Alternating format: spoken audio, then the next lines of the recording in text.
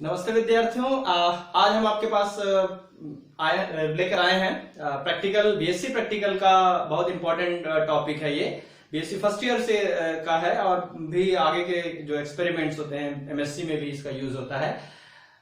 Physical chemistry का हिस्सा है। To determine the viscosity of aqueous solutions of ethanol by using Ostwald viscometer. Ostwald viscometer की सहायता से एथिल एल्कोहल के जेली विलयन का आपको श्यानता ज्ञात करना है, श्यानता का निर्धारण करना है। किसी भी प्रैक्टिकल में आपको लिखने के लिए, रिकॉर्ड मेंटेन करने के लिए आपको कौन कौन से पॉइंट्स को लिखना होता है, कौन कौन से पॉइंट्स को, इश्यूज को लिखना होता है। तो सबसे पहले आपका ऑब्जेक्ट आता है, देन आफ्टर रिक्वायर्ड मटेरियल आता है, रिक्वायर्ड एपरेटस आता है। सबसे पहले ऑब्जेक्ट मतलब उद्देश्य, दूसरा आएगा आपका आवश्यक उपकरण या आवश्यक सामग्री, तीसरा आता है अगर उससे रिलेटेड कोई प्रिंसिपल्स या कोई सिद्धांत है, कोई थ्योरी है तो वो आपको डिस्कस करना पड़ेगा। देन आफ्टर 4 पॉइंट जो आता है वो आपका प्रोसीजर होता है कि आपने इस एक्सपेरिमेंट को करने के लिए कौन सी विधि का उपयोग किया है। उसके बाद जो पॉइंट्स आता है वो आता है कैलकुलेशन। प्रोसीजर के बाद आपको गणना पर ध्यान देना होता है, विधि के बाद आपको लिखना होता है कैलकुलेशन। कैलकुलेशन से पहले आपको यदि उसमें रिक्वायर्ड है टेबल मतलब सारणी, अगर जरूरत है तो आपको सारणी बनानी पड़ेगी। उसके बाद आपको कैलकुलेशन करना पड़ेगा। उसके बाद आपका आता है रिजल्ट्स, देन लास्ट आता है आपका प्रिकॉशंस। ये सारे पॉइंट्स जो है आपको आपके प्रैक्टिकल कॉपी के रिकॉर्ड्स में रहने चाहिए। आप सबसे पहले तो हम इस प्रैक्टिकल में स्टार्ट करते हैं। सबसे पहले ऑब्जेक्ट के बाद दूसरा आता है रिक्वायर्ड एपरेटस। आपको कौन कौन से आवश्यक उपकरण की जरूरत पड़ने वाली है इस प्रैक्टिकल्स में। देखिए विद्यार्थियों कि अभी हम लॉकडाउन से गुजर रहे हैं, इसलिए हम अभी ये एक्सपेरिमेंट जो है आपको डेमो के रूप में नहीं दिखा सकते क्योंकि कॉलेज अभी बंद है। तो अभी ये आपका केवल थ्योरेटिकल पार्ट है कि आप ये प्रैक्टिकल कैसे परफॉर्म कर सकते हैं। अगर आप इसे समझ जाते हैं तो आपको केवल एपरेटस वाला जो डेमो है वो आपको अलग से बनाकर हम इस वीडियो के साथ इंक्लूड करके डालेंगे। तो हम दूसरे पढ़ते हैं रिक्वायर्ड एपरेटस, आवश्यक उपकरण। तो कौन कौन से आवश्यक उपकरण की जरूरत पड़ने वाली है आपको इस प्रैक्टिकल के लिए। सबसे पहले आता है वो है ओस्टवाल्ड विस्कोमीटर, जिसका डायग्राम हम थोड़ी देर बाद चर्चा में करेंगे। दूसरा आता है आपका प्योर एथेनॉल। आप प्योर एथेनॉल का यूज कर सकते हैं। एथेनॉल का अगर आपको क्या निकालना है, विस्कोसिटी निकालना है तो, लेकिन एथेनॉल के साथ अगर आपको वाटर की विस्कोसिटी से कंपेयर करना है, ज्ञात करना है, तो आप एथेनॉल का एक्वा सॉल्यूशन भी यूज कर सकते हैं। मैंने प्रैक्टिकल लिखा हुआ है कि aqua solution of ethyl alcohol. अगर आप प्योर एथिल अल्कोहल का यूज करते हैं तब भी आप ये केवल टाइटल आपका चेंज आएगा, यहाँ पे एक्वा सॉल्यूशन ऑफ एथेनॉल के जगह क्या आएगा, प्योर अल्कोहल आएगा। पर याद रखना कि आपको वाटर, डिस्टिल वाटर की जरूरत पड़ने वाली इस प्रैक्टिकल में भी। मतलब एक लिक्विड की सहायता से दूसरे लिक्विड का आपको क्या निकालना है, विस्कोसिटी निकालना है। तीसरा आपको बीकर की जरूरत पड़ने वाली है। चौथा फनल की जिसको आप कहते हैं। पांचवा आपको स्टॉप वॉच की जरूरत पड़ेगी, इसमें टाइमिंग बहुत इंपॉर्टेंट होगा। पिग्नोमीटर की जरूरत पड़ती है डेंसिटी ज्ञात करने के लिए। हालांकि ये डेंसिटी वाला जो पार्ट है वो हम इससे पहले वाले जो और वीडियो है उसमें देख लीजिएगा, जो हमने डेंसिटी मेजर करने के लिए पिग्नोमीटर की सहायता से कैसे करते हैं। पर इस एक्सपेरिमेंट का भी हिस्सा होगा वो पिग्नोमीटर, क्योंकि जब तक आप डेंसिटी नहीं निकालेंगे तब तक आप उसकी विस्कोसिटी नहीं निकाल पाएंगे इस एक्सपेरिमेंट के लिए। पिग्नोमीटर में डेंसिटी ज्ञात करने के लिए आपको केमिकल बैलेंस की जरूरत पड़ने वाली है, चाहे वो इलेक्ट्रॉनिक हो चाहे मैकेनिकल हो। और उसके बाद आपको केमिकल बैलेंस अगर आप यूज करते हैं मैकेनिकल वाला, तो आपको वेट बॉक्स की जरूरत पड़ने वाली है। ये कहलाएगा आपका रिक्वायर्ड एपरेटस, आवश्यक उपकरण। इसके बाद आएगा आपका प्रिंसिपल, थ्योरी। किस थ्योरी पर बेस्ड होगा आपका ये जो एक्सपेरिमेंट है। तो सबसे पहले आता है विस्कोसिटी। क्या होता है विस्कोसिटी? होता है कि कोई भी जो लिक्विड्स होते हैं, पर्टिकुलर कोई भी जो लिक्विड होते हैं, उसमें जितने लेयर बनते हैं उन लेयर के बीच में एक फ्रिक्शन, एक घर्षण काम करता है जो उसको फ्लो, बहने से रोकता है। तो वो क्या कहलाता है आपका विस्कोसिटी। मैंने इसको मेंशन भी किया है, the force of frictions which one part of the liquids offers to another part of the liquid is called viscosity. श्यानता इस आधार पर आप बता सकते हैं। हमने इस मेथड में विस्कोसिटी को ज्ञात करने के लिए, विस्कोसिटी कोएफिशिएंट ज्ञात करने के लिए ओस्टवाल्ड विस्कोमीटर का उपयोग किया है। ओस्टवाल्ड विस्कोमीटर जो है वो पाज़ोले लॉ पर आधारित है। पाज़ोले का एक नियम है। क्या है वो नियम, उस पर चर्चा करते हैं। पाज़ोले का नियम क्या है? पाज़ोले का नियम कहता है कि किसी भी कैपिलरी में फ्लो करते वाला जो लिक्विड होता है, जो भी लिक्विड है, अगर कोई पर्टिकुलर कैपिलरी में, केश नली में वो फ्लो कर रहा है, तो उसका रेट ऑफ फ्लो जो रहता है वो इस आधार पर या इस फॉर्मूले के आधार पर आप उसे क्या कर सकते हैं, एक्सप्रेस कर सकते हैं। तो क्या है वो फॉर्मूला ये है, eta is equal to pi dot r की power 4 dot T P upon eight V L, जहां पर हम बताते हैं कि V जो है वो वॉल्यूम ऑफ द लिक्विड है, जो लिक्विड हम ले रहे हैं उसका आयतन है ml में। दूसरा T जो होगा वो फ्लो ऑफ टाइम है in second through the capillary के थ्रू बहने वाले लिक्विड्स का वो फ्लो ऑफ टाइम है कैपिलरी, जिस पर हम चर्चा करेंगे। दूसरा आएगा आपका R, जो हमने यूज किया हुआ है R यहाँ पे, ये वाला R the radius of capillary. Actual में ये कैपिलरी का इंटरनल रेडियस है, एक्सटर्नल नहीं। इंटरनल रेडियस, उस कैपिलरी का इंटरनल रेडियस कितना है कैपिलरी का in centimetre. L is equal to the length of capillary की कुल लंबाई टोटल कितनी है in centimetre. P hydrostatic pressure, ये प्रेरित दाब है, इस दाब की जरूरत पड़ती है कि उस द्रव को बहने के लिए कितने दाब की जरूरत पड़ती है। और ईटा है आपका, जो ईटा हमने शो किया हुआ है विस्कोसिटी कोएफिशिएंट है, जिसका यूनिट है पॉइस, पाइज़ोले के नियम पर आधारित है। और इसका ऐसा यूनिट भी तुम्हारा इसी के पर आधारित रहेगा, तुम्हारा विस्कोसिटी का पॉइस। अब हम इसके आगे चलते हैं कि इसे कैसे इजी किया जाएगा। तो हाइड्रोस्टेटिक जो प्रेशर होता है P, वो DGH के इक्वल होता है, which where the D is equal to the density of the liquid, given liquid, G is equal to gravitational acceleration, गुरुत्वाकर्षण, और H है कैपिलरी का हाइट, कि कैपिलरी की हाइट कितनी है, उसकी ऊंचाई कितनी है। चूंकि हम जानते हैं कि ईटा जो है उसमें पाई आर एट वी और एल, ये इतनी चीजें ऐसी है जो किसी पर्टिकुलर एक कैपिलरी में बदलने वाली नहीं है। पाई का मान नहीं बदलेगा, कैपिलरी की अलग अलग लिक्विड्स के लिए इंटरनल रेडियस भी नहीं बदलने वाली, क्योंकि आप एक ही बार ओस्टोवाल्ड विस्कोमीटर लेने वाले हैं। V और L, हर बार आप इक्वल वॉल्यूम लेंगे लिक्विड का, तो ये भी चेंज नहीं होने वाला है। और L जो है वो कैपिलरी का जो लेंथ है वो भी बदलने वाला नहीं है। इसका मतलब ये हुआ कि आप जब इसे कैलकुलेट करेंगे तो ईटा जो है उन दो चीजों के प्रोपोर्शनल्स रहेगा जो टाइमली चेंज होगा। कौन कौन सी चीजें बदलेगी, T और P, लगने वाला प्रेशर, प्रेरित दाब, और T टाइम ऑफ फ्लो जो है, ये दोनों बदलेगा। इसका मतलब eta is directly proportional to PT, जहां पर आप P को सब्स्टिट्यूट करेंगे DGH से, विच वेयर द D बता चुका हूं पहले से, डेंसिटी, G एक्सेलरेशन है और H हाइट है। तो आप DGH को सब्स्टिट्यूट करेंगे P के थ्रू, तो eta is directly proportional to हो जाएगा DGHT, जहां पर अगर आप ऐसे लिक्विड ले रहे हैं जिसमें से एक लिक्विड का आपको विस्कोसिटी कोएफिशिएंट ज्ञात है और दूसरा का अज्ञात है, जैसे हमने बताया कि हमको प्योर एथिल अल्कोहल का निकालना है और जो अननोन है हमारे लिए, और दूसरा नोन क्या हो जाएगा आपका, वाटर हो जाएगा।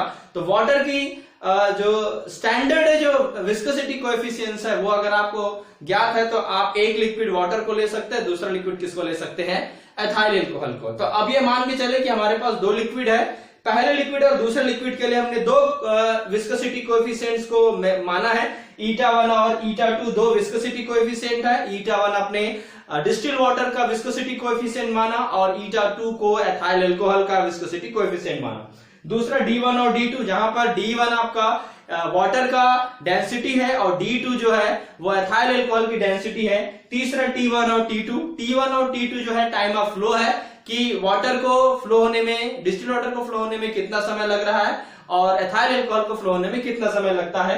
इस आधार पर हमने इसको ईटा1, ईटा2, D1, D2 और T1, T2 को सब्स्टिट्यूट किया इसके through. Eta is directly proportional to DGHT, जहां पर D और T में बस बदलाव आएगा। तो eta one is directly proportional to D1 GH और T1, जो कि D और G और H दोनों बदलने वाले नहीं है, और eta two is directly proportional to D2 GH T2 हो जाएगा।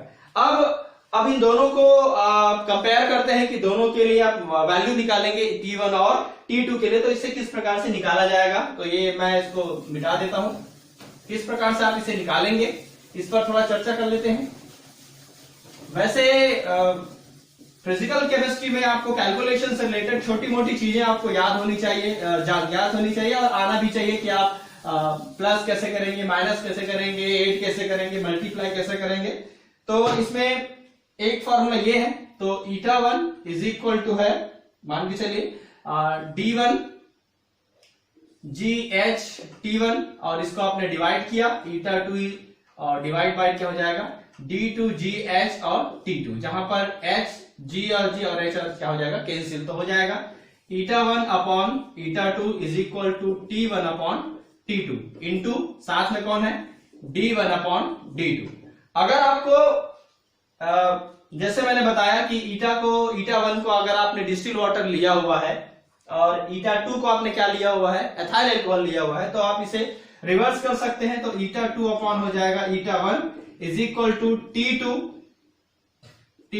D2 अपॉन हो जाएगा T1 और ये D1, और आपको निकालना है ईटा 2 निकालना है, तो आप eta 2 is equal to eta 1 transfer हो जाएगा eta 1 into T2 into D2 upon क्या हो जाएगा T1 इंटू D1 हो जाएगा। ये एक फार्मूला है जिसमें आपको ये 5 जानकारी आपको होनी चाहिए। कौन कौन सा डेटा निकालना है आपको, ईटा 1 डेटा निकालना है, T1 T2 निकालना है, D1 D2 निकालना है। ये आपका पर्टिकुलर थ्योरी है, इस थ्योरी पर आधारित होगा आपका कैलकुलेशन कैसे करेंगे इस थ्योरी पर आधारित रहेगा।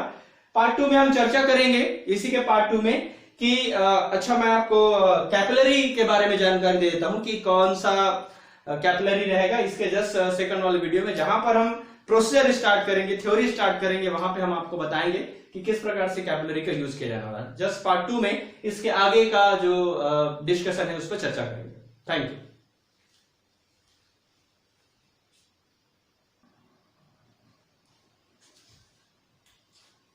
नमस्ते प्रिय विद्यार्थियों, हमने इससे ठीक कंटिन्यूअसली वीडियो में देखा है कि हमने प्रिंसिपल में हमारा फार्मूला क्या था और हमारे फार्मूला का रिक्वायरमेंट क्या है। सबसे इंपॉर्टेंट आपको याद रखना पड़ेगा, आपका फार्मूला है eta 2 is equal to eta 1 into eta 2 है तो ऊपर आएगा आपका T2 into D2 upon T1 into D1। Requirement ये है कि आपको T1 T2 निकालना है, टाइम ऑफ फ्लो निकालना है दोनों लिक्विड्स का, वाटर का और एथाइल अल्कोहल का, D1 D2 निकालना है, डेंसिटी निकालना है, और ईटा 1 आपका स्टैंडर्ड विस्कोसिटी निकालना है आपको किसका वाटर का। चलिए तो हम सबसे पहले निकाल लेते हैं, डेंसिटी निकालते हैं। डेंसिटी तो हम आते हैं मेथड पे, प्रोसीजर पे आते हैं। सबसे पहले प्रोसीजर का सबसे पहला जो है वो प्रिकॉशंस पे आधारित रहता है। जितने सारे आपको एपरेटस हैं वो सारे एपरेटस सबसे पहले आपको डिस्टिल वाटर में अच्छे से रिंस करना है, अच्छे से धोना है। उसके बाद उसे उस लिक्विड्स के साथ रिंस करना है जिस लिक्विड्स में आप उसके मेजर करने वाले हैं। तो सबसे पहले हम आते हैं डेंसिटी पे चर्चा करते हैं। डेंसिटी कैसे निकाली जाती है इसी प्रैक्टिकल के अंतर्गत आपको बता देते हैं कि डेंसिटी निकालने के लिए आपको सबसे पहले एपरेटस की जरूरत पड़ेगी। उस एपरेटस का नाम है पिग्नोमीटर। इसको मैं बहुत शॉर्टकट में बहुत जल्दी बताता हूं क्योंकि हमारा मेन जो है वो मोस्ट कॉल्ड विस्कोमीटर विस्कोसिटी है। ये आपका पिग्नोमीटर है और पिग्नोमीटर की सहायता से आपको D1 और D2 निकालना है दोनों के लिए। अगर आप D1 निकालना नहीं चाहते हैं तो आपको स्टैंडर्ड डेंसिटी पता होना चाहिए वाटर का। स्टैंडर्ड डेंसिटी आपको पता है तो D2 आपको आसानी से निकल जाएगा। D2 निकालने घनत्व निकालने के लिए आपके पास होता है आयतन, द्रव्यमान बटे आपको आयतन निकालना है, मास अपॉन वॉल्यूम निकालना है। मास और वॉल्यूम निकालने के लिए आपके पास मान लो एपरेटस है पिग्नोमीटर ये इस आधार पर रहता है, यू आकार का शेप है। आपको जिस लिक्विड का डेंसिटी निकालनी है उस लिक्विड्स के लिए इसे यूज करना पड़ेगा। सबसे पहले आपको एम्प्टी पिग्नोमीटर का वेट निकालना है, वेट ऑफ एम्प्टी पिग्नोमीटर। ध्यान दीजिएगा, आपको खाली पिग्नोमीटर का भार निकालना है। खाली पिग्नोमीटर का भार निकालेंगे, मान लो वो W1 है। ध्यान दीजिएगा, ये एम्प्टी पिग्नोमीटर का वेट है। मैं बहुत शॉर्टकट में बता रहा हूं, जल्दी बता रहा हूं। जैसे आपने W1 का वेट निकाल लिया, सबसे पहला काम। दूसरा, आपको जिस लिक्विड का आपको वो निकालना है उसे आपने जैसे मान लीजिए नॉर्मल कंडीशन में है, जैसे आप KMnO4 का निकालना चाहते हैं, वैसे स्टैंडर्ड डेंसिटी जो है वो किसका भी रहेगा, एथाइल अल्कोहल का भी स्टैंडर्ड डेंसिटी रहता है। ये उसके लिए आधारित होगा ये प्रैक्टिकल, जिसमें आप एथाइल अल्कोहल की जगह KMnO4 जो ओरिजिनली सॉलिड मटेरियल है और जिसको आपने किस में घोला हुआ है, पानी में घोला हुआ है, उसके लिए आपको पिग्नोमीटर की जरूरत पड़ेगी। और अगर आप एक्वा सॉल्यूशन यूज करेंगे एथेनॉल का, उसमें आपको इसकी मेथड की जरूरत पड़ेगी। अगर आप डायरेक्टली प्योर सॉल्वेंट ले रहे हैं, प्योर कंपाउंड ले रहे हैं, तो आपको D2 निकालने की जरूरत नहीं होगी। डायरेक्ट उसी बॉटल, उसी रिएजेंट बॉटल में उसका D2 स्टैंडर्ड डेंसिटी दिया रहेगा। याद रखिए इसको, ठीक है। अगर आपको निकालना है, मान लो KMnO4 के लिए अप्लाई करना है, KMnO4 सॉल्यूशन के लिए, तब है एम्प्टी पिक्नोमीटर का वेट निकालना पड़ेगा, उसके बाद उसमें वाटर डालना पड़ेगा, डिस्टिल वाटर, और डिस्टिल वाटर के साथ इसका वेट निकालेंगे, ये हो जाएगा W2। ध्यान दीजिएगा, W2 का वेट और W1 का वेट दोनों में पानी का वेट निकल जाएगा। तो वाटर का वेट ऑफ वाटर क्या निकल जाएगा आपको, ये वाटर के साथ है, तो वाटर वेट ऑफ वाटर क्या निकल जाएगा, सॉरी वेट ऑफ वाटर निकल जाएगा W2 माइनस W1, ये वेट ऑफ वाटर निकल जाएगा। इसी पर आधारित है आपका तीसरा काम। अब आपको क्या निकालना है, उस सॉल्यूशन का जिसमें पानी में आपने घोला हुआ है। जैसे KMnO4 का आपने घोला है, तो KMnO4 आपको W3 आ जाएगा। W3 और W2 में जो अंतर आएगा, W3 और W2 में जो अंतर आएगा वो उस कंपाउंड का वेट होगा। ध्यान दीजिएगा, कंपाउंड का वेट होगा, ना कि मैंने डेंसिटी बोला। ध्यान दीजिएगा, मैंने वेट बोला हुआ है, अभी तक मैंने वेट का उपयोग किया हुआ है, मैंने अभी डेंसिटी नहीं बोला। तो W3 भी निकालेंगे, तो W3 निकालेंगे, W3 का मान आएगा, जो भी मान आएगा वो उस सॉल्यूशन का आएगा। अब आपको वेट निकालना है उस कंपाउंड का, तो W3 माइनस क्या हो जाएगा, वेट निकालना है, कंपाउंड का वेट निकालना है, ना कि उसके सॉल्यूशन का वेट निकालना है। तो W3 माइनस क्या निकल जाएगा, W2। ये पदार्थ क्या निकल जाएगा आपका, डेंसिटी निकल जाएगा। उस पदार्थ में कितनी मात्रा है इसकी, घुली हुई है, ऑलरेडी घुला हुआ है, इसलिए आपको इसमें वेट जो निकाल रहे हैं वो डायरेक्ट क्या हो जाएगा, आपका डेंसिटी हो जाएगा, क्योंकि वो पर्टिकुलर वॉल्यूम में डिसॉल्व है। ये याद रखना, तब अप्लाई होगा ये जब वो कंपाउंड ओरिजिनली प्योर नहीं है और वाटर में सॉल्युबल है, तब आप इस मेथड का यूज करेंगे। वरना इस मेथड की जरूरत नहीं पड़ेगी, आपके पास स्टैंडर्ड डेंसिटी दिया रहेगा, उसी स्टैंडर्ड डेंसिटी की सहायता से आप यूज करेंगे, तब आपको पिक्नोमीटर की जरूरत नहीं पड़ेगी। अब आप आते हैं पोस्ट वॉल्ड विस्कोमीटर में, इसका यूज कैसे करना है और प्रोसीजर क्या है इसका। सबसे पहले आप पोस्ट वॉल्ड विस्कोमीटर, जो कि थोड़ा सा इसमें बदलाव है, यहाँ पे कैपिलरी लगा रहता है, एकदम बारीक पतली एक नली लगी रहेगी, अंदर में ही रहता है ये, और ये कनेक्टेड रहेगा इसके साथ कैपिलरी में, इस आधार पर एकदम बारीक पतली धागे के समान की संरचना, खाली वाले बीच में संरचना रहती है, ये बारीक नली रहती है, याद रखना इसको।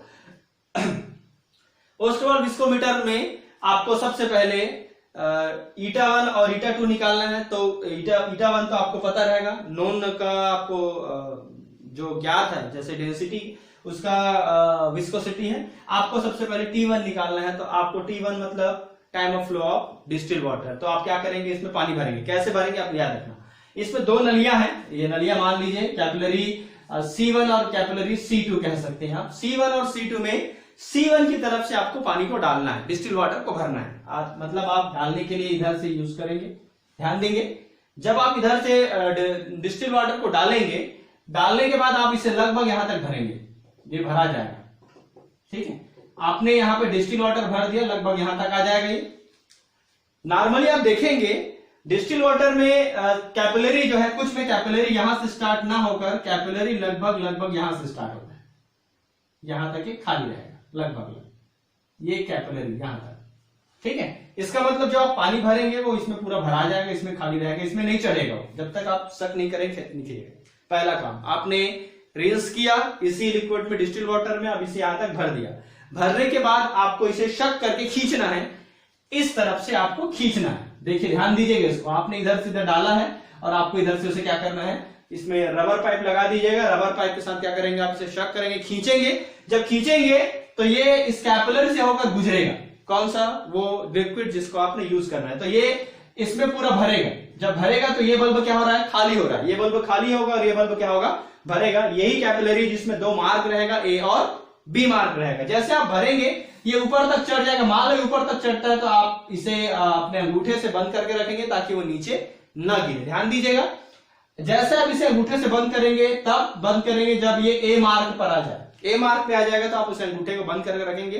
अब आपके पास है स्टॉप वॉच। स्टॉप वॉच तो आप आजकल आपके मोबाइल में भी रहता है, पर लेबोरेटरीज में मोबाइल का यूज कई बार बंद रहता है, इसलिए आपके पास स्टॉप वॉच आप मांग सकते हैं। स्टॉप वॉच तभी आपको ऑन करना है जब आप अंगूठे को छोड़ेंगे और ए से पानी नीचे गिरेगा।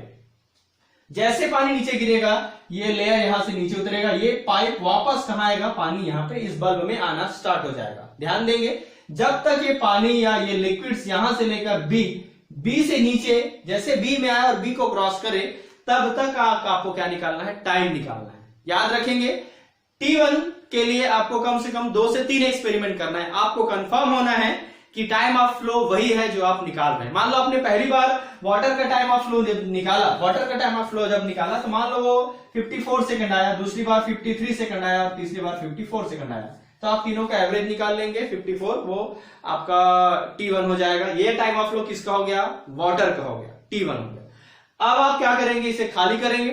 खाली करने के बाद इसमें एथिल अल्कोहल जो प्योर है उसे आप डालेंगे और उसको डालने के बाद सेम काम यही करेंगे कि यहां पर भी आप क्या करेंगे? एथिल अल्कोहल को डालेंगे बल्ब में इसी तक, यहीं तक। उसके बाद आप क्या करेंगे? फिर खींचेंगे। खींचने के बाद आप याद रखेंगे यहां ए तक आपको लाना है। ए तक लाने के बाद अंगूठे क्या करेंगे? छोड़ेंगे। जैसे छोड़ेंगे ये द्रव लिक्विड जो है कहां आएगा? नीचे बी तक आएगा, कैपिलरी बी के मार्क तक आएगा। जैसे खाली होगा बी तक आपको टाइम ऑफ फ्लो नोट करना है। वो टाइम ऑफ फ्लो क्या होगा? T2 होगा। T1 आपके किसके लिए? डिस्टिल वाटर के लिए, और T2 किसके लिए? आपका एथिल अल्कोहल के लिए। T1 और T2 निकल गया। D1 और D2 आपको पहले से पता है। और eta1 standard density of water, पानी का स्टैंडर्ड डेंसिटी है। स्टैंडर्ड डेंसिटी आप क्या करेंगे? इसमें पुट करेंगे। जैसे इसमें स्टैंडर्ड डेंसिटी पुट करेंगे, कैलकुलेशन कर देंगे। कैलकुलेशन करने के बाद जो आएगा eta2 क्या कहलाएगा? वो उस पर्टिकुलर लिक्विड क्या कहलाएगा? डेंसिटी कहलाएगा। इसमें आप कैलकुलेटर का यूज कर सकते हैं। D1 D2 आप गूगल में सर्च करेंगे, स्टैंडर्ड डेंसिटी ऑफ वाटर और standard density of ethyl alcohol दोनों आपको मिल जाएगा। eta1 standard viscosity coefficients of distil water, तो आपको eta1 भी निकल जाएगा। आपको T1 और T2 निकालना है। ये कहलाएगा आपको, ये मेथड कहलाएगा जिसमें आप अननोन किसी लिक्विड का क्या निकाल सकते हैं? डेंसिटी। इसमें एक और प्रैक्टिकल जो आता है वो ये है कि पर्टिकुलर दो अलग अलग लिक्विड का अलग अलग कंपोजिशन जो रहता है, 10%, 20%, 30%, 40%, वो अलग अलग परसेंटेज का क्या निकालना है? आपको डेंसिटी निकालना है। फिर आपको एक अननोन मिलेगा, आप अननोन का निकालेंगे। मेथड तो यही रहेगा। 10% वाले को भी ऐसे ही आपको खींचना है, उसका टाइम ऑफ फ्लो निकालना है। 20% वाले को भी ऐसे ही करना है। 30%, 40%, 50%, ये सारे प्रैक्टिकल्स आपको सेम करने हैं। बस ये है कि उसमें ग्राफ प्लॉट करना होता है। 10% के लिए कितना टाइम आया और 20% के लिए आपको ये बताना होता है कि जैसे परसेंटेज कंपोजिशन बदलता है किसका? लिक्विड का, तो उसकी विस्कोसिटी भी लगातार क्या होती है? बदलती है। इसी में जैसे आपने 10% एथिल अल्कोहल, 10% एथिल अल्कोहल मतलब मान लो आप 10 ml बनाना चाहते हैं तो 1 ml एथिल अल्कोहल और 9 ml आप क्या मिलाएंगे? वाटर मिलाएंगे। क्योंकि इसका बल्ब बड़ा होता है तो आप इसे 100 ml बना सकते हैं। 100 ml बनाने के लिए 10 ml आपको एथिल अल्कोहल लेना पड़ेगा, 90 ml आपको वाटर लेना पड़ेगा। ये बनेगा 10%। तो 20 ml आप एथिल अल्कोहल लेंगे और 80 ml अगर आप डिस्टिल वाटर लेंगे तो 20% बनेगा। उस प्रकार से 10 से लेकर 100% तक का आप बनाएंगे। सभी सीरीज से क्या करेंगे? डाटा निकालेंगे। अब ये आता है इसमें कैलकुलेशन, केवल इतना ही है, इससे ज्यादा कोई कैलकुलेशन नहीं है। बहुत इजी कैलकुलेशन है, आप आसानी से कर सकते हैं। याद रखेंगे eta2 का यूनिट है पॉइस। जो डाटा आएगा वो किसमें आएगा?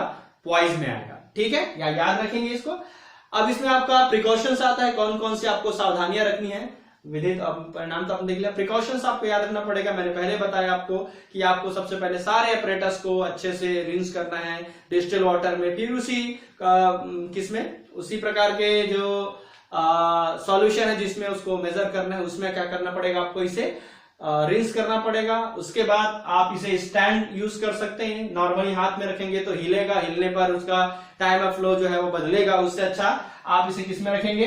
स्टैंड में रखेंगे। अलग से जो स्टैंड आएगा उसमें स्टैंड में रख देंगे। इसको स्टैंड में रख के इसे क्या करेंगे? मेजर करेंगे। आप वॉच, स्टॉप वॉच का आप वो देख लेंगे कि इसका अल्पतमांक कितना होता है। अल्पतमांक के आधार पे आप उसको कैलकुलेट कर सकते हैं। उसमें कोई प्रॉब्लम तो नहीं आ रहा है, जीरो से इधर उधर तो नहीं है उसकी कांटे। ये आपको याद रखना पड़ेगा।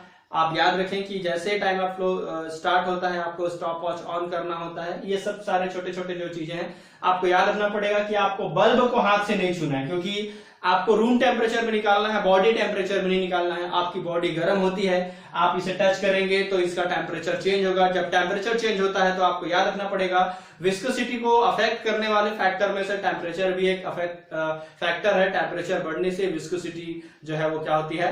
डाउन हो जाती है, कम होती है। ये आपको याद रखना पड़ेगा। तो ये आपको भी दिमाग में रखना पड़ेगा कि ये बल्ब, दोनों बल्ब को आपको हाथ से नहीं छूना है। हाथ से छुएंगे तो टेम्परेचर बढ़ेगा। सेम ये आपको पिक्नोमीटर के साथ यही करना है। इसमें और कोई क्वेरीज होगी और कोई क्वेश्चंस होगा तो आप मेरे यूट्यूब चैनल में कमेंट बॉक्स में आप मुझे क्या करेंगे, कमेंट करेंगे। अगर कोई इसमें आपको लगता है कि इसमें कोई चीजें छूट गई होगी क्योंकि डेमोन्स्ट्रेशन है, तो आप उसमें कमेंट करेंगे, हम अगले वीडियो में इसे सुधारेंगे। Okay, bye bye, thank you.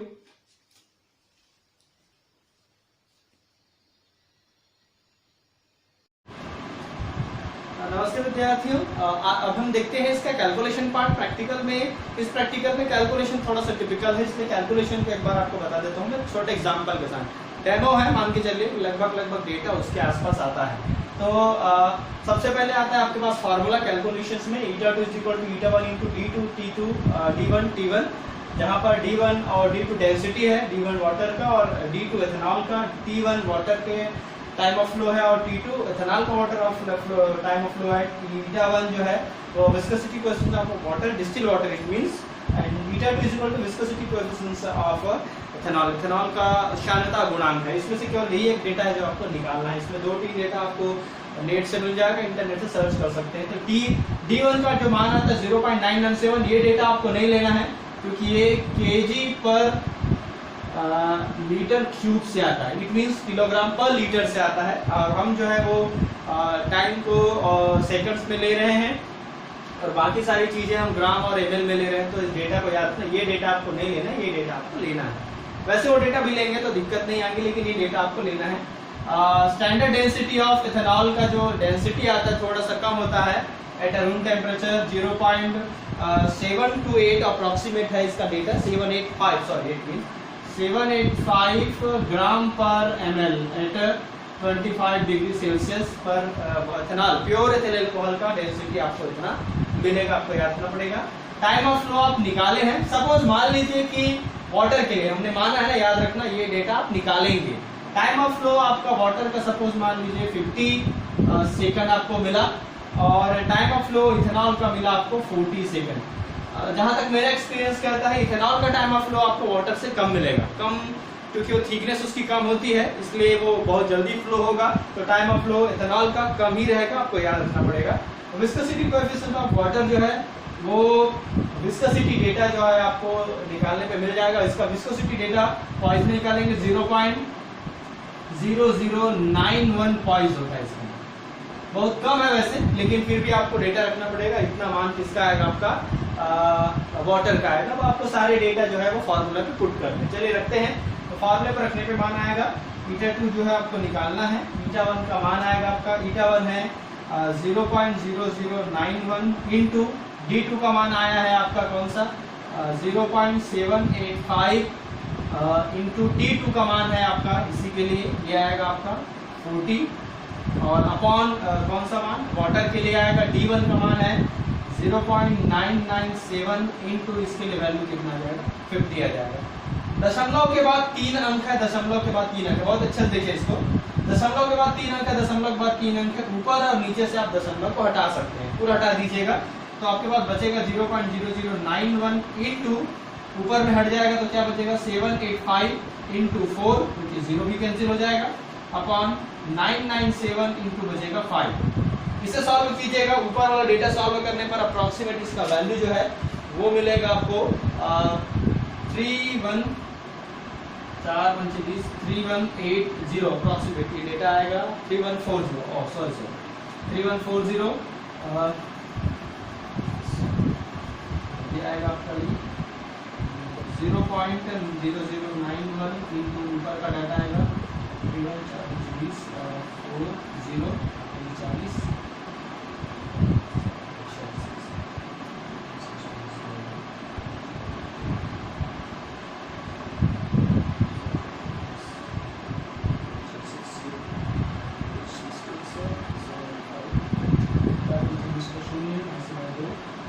32 और 2 34 का 4, ठीक है, 3 32 और 32 आएगा और 997 इंटू 5 की वैल्यू आएगी 4985 आएगा।